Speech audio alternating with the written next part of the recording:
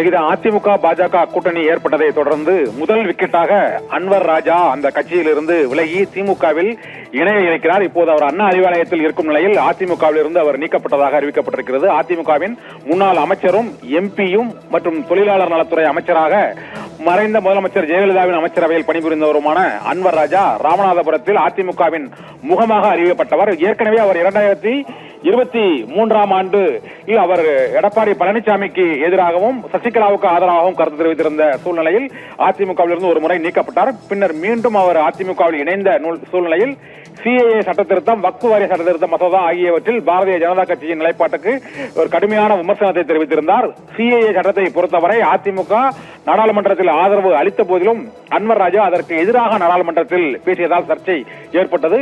இப்போது அமித்ஷா முன்னிலையில் அதிமுக கூட்டணி பாஜக கூட்டணி அறிவித்து அவர் மக்களை காப்போம் மற்றும் தமிழகத்தை மீட்போம் என்ற எழுச்சி பயணத்தை தொடங்கியுள்ள அதிமுக பொதுச் செயலாளர் தொடங்கியுள்ள சூழ்நிலையில் பாரதிய ஜனதா கட்சி தமிழகத்தில் காலூன்றவே முடியாது என்ற வகையில் அவர் பேட்டியளித்திருந்தார். இந்த நிலையில் ராமநாதபுரம் மாவட்டத்தைச் சேர்ந்த அன்வர் ராஜா, அதிமுகவின் முன்னாள் அமைச்சர், அதிமுக பாஜக கூட்டணி தொடர்பாக பல்வேறு கருத்துக்களை அவர் தெரிவித்து வந்ததாக கூறப்படுகிறது. இதனால் அதிமுக பாஜக கூட்டணிக்கு எதிர்ப்பு தெரிவித்து சிறுபான்மையினர் தம்மை துரோகியாக பார்ப்பார்கள் என்பதால் தாம் அதிமுகவில் நீடிக்க இயலாது என்று அவர் திமுகவில் இணைய விருப்பம் தெரிவித்திருப்பதாக கூறிவிட்டு இப்போது சென்னை அண்ணா அறிவாலயத்திற்கு சென்றிருக்கிறார்.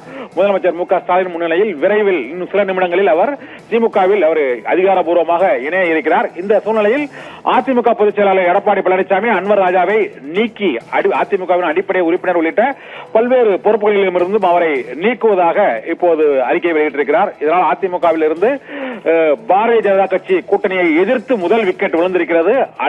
அதிமுகவின் முன்னாள் அமைச்சர் அன்வர் ராஜா இப்போது திமுகவில் இணைந்திருக்கிறார். அவர் அதிமுகவின் அடிப்படை உறுப்பினர் உள்ளிட்ட பல்வேறு பொறுப்புகளில் இருந்தும் நீக்கப்பட்டிருக்கிறார். தற்போது அதிமுகவின் அமைப்பு செயலாளராகவும் அவர் செயல்பட்டு வருகிறார். அதிமுகவின் முன்னாள் எம்பி மற்றும் தொழிலாளர் நலத்துறை அமைச்சராகவும் அவர் அதிமுகவில் இருந்திருக்கிறார். எம்ஜிஆர் காலத்தில் இருந்து அதிமுக தொடர்ந்து பயணித்து வந்த அன்வர் ராஜா இப்போது பாரதிய ஜனதா கட்சியுடன் கூட்டணி வைத்திருப்பதற்கு எதிர்ப்பு தெரிவித்து அவர் திமுகவில் இணைந்திருப்பது அரசியல் ரீதியாக மிகுந்த ஒரு முக்கிய திருப்பமாகவும் முக்கியத்துவம் வாய்ந்த நிகழ்வாகவும் அரசியல் ரீதியாக கருதப்படுகிறது. நிகிதா.